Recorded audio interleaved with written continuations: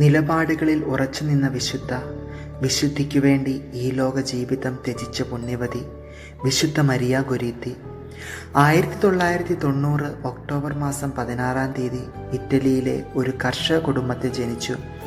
മക്കൾക്ക് പ്രാർത്ഥനയും വചനവും കൊടുത്ത കുടുംബം. ചെറുപ്പം മുതൽ തന്നെ അവളുടെ അമ്മ ശുദ്ധതയുടെ പാഠം അവൾക്ക് പകർന്നു കൊടുത്തിരുന്നു. ഏതൊരു സാഹചര്യം വന്നാലും നമ്മുടെ ശരീരത്തെ പാപത്തിന് വിട്ടുകൊടുക്കരുത്. നമ്മുടെ ശരീരം ദൈവത്തിൻ്റെ ആലയമാണ്, പരിശുദ്ധാത്മാവ് വസിക്കേണ്ട ഇടം. ശുദ്ധതയോടെ സംരക്ഷിക്കേണ്ടത് നമ്മുടെ ഉത്തരവാദിത്തമാണ്. മരിയ നിരക്ഷരയായിരുന്നെങ്കിലും കത്തോലിക്ക വിശ്വാസത്തിനു വേണ്ട എല്ലാ വിശ്വാസബോധ്യങ്ങളും അവൾക്കുണ്ടായിരുന്നു. കുടുംബത്തിലെ സാമ്പത്തിക സാഹചര്യം മെച്ചപ്പെടാൻ ലാഫാറിയ ദെ കോൺഗ എന്ന പ്രവിശ്യയിലേക്ക് അവർ താമസം മാറ്റി. അവിടെ ജിയോവാനിയും മക്കളായ ഗ്രാസ്പർ, അലക്സാണ്ടർ എന്നിവരോടൊപ്പം കൂട്ടുകൃഷി ആരംഭിച്ചു. പക്ഷേ അവൾക്ക് 9 വയസ്സുള്ളപ്പോൾ മലേറിയ വന്ന് അവളുടെ പിതാവ് ഈ ലോകത്തു നിന്ന് വിട പറഞ്ഞു. എന്നാലും അവളുടെ കുടുംബം തകർന്നു പോയില്ല. അവൾ അമ്മയോട് പറയുന്നൊരു കാര്യം ഇതായിരുന്നു: ഈശോ നമ്മുടെ കൂടെയുള്ളപ്പോൾ നമ്മൾ എന്തിനാണ് പേടിക്കുന്നത്?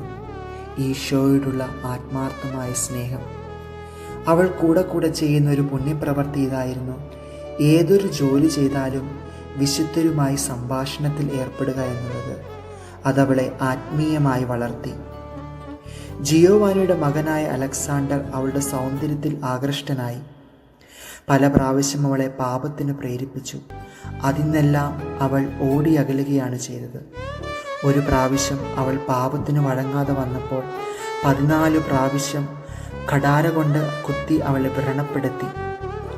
മരണക്കിടക്കയിൽ കിടന്നവൾ വൈദികനോട് പറഞ്ഞ വാക്കുകൾ ഇതാണ്: ഞാൻ എൻ്റെ ഘാതകനോട് ക്ഷമിക്കുന്നു.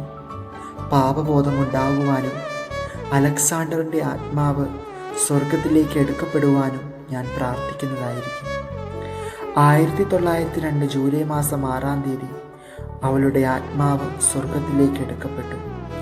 ജയിലിലായിരുന്ന അലക്സാണ്ടർ പിന്നെ മാനസാന്തരപ്പെടുകയും ബാക്കിയുള്ള ജീവിതം ഈശോയ്ക്ക് സമർപ്പിക്കുകയും ചെയ്തു. മരിയ ഗൊരീത്തി ആധുനിക ലോകത്തെ വലിയൊരു മാതൃകയാണ്. 1950 ജൂലൈ മാസം 24 12 പിയൂസ് മാർപ്പാപ്പ അവളെ വിശുദ്ധിയായി പ്രഖ്യാപിച്ചു. അൾത്താരയിൽ വണക്കപ്പെടാൻ യോഗ്യതയാർന്നവൾ, ശുദ്ധതയുടെ മധ്യസ്ഥ.